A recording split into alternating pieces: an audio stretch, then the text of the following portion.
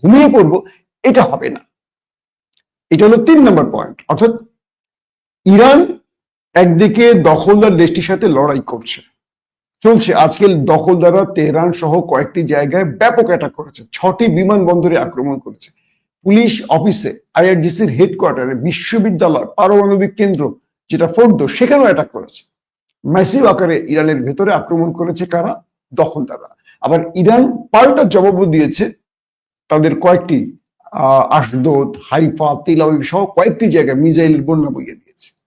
অর্থাৎ এই ফ্রন্টের মধ্যে ইরান কাতার এবং বাহরাইনে যে আক্রমণটি করলো, এই আক্রমণটি আমরা অনেকে চাইছিলাম না যে ইরান এই সময় আমেরিকাকে আক্রমণ করুক, কারণ একসাথে দুটো ফ্রন্টে লড়াই করতে গিয়ে আমরা ইরানের অনেকগুলো দুর্বলতা পেয়েছি। যেমন ইরানের আকাশ প্রতিরক্ষা সিস্টেম নেই, ইরানের যুদ্ধ বিমান সেই অর্থে নেই, কেবল মিসাইলের উপর ভর করে ইরান টিকে আছে, তাই তো এখন পর্যন্ত আমরা তাই দেখছি, আর ড্রোন আর মিসাইল।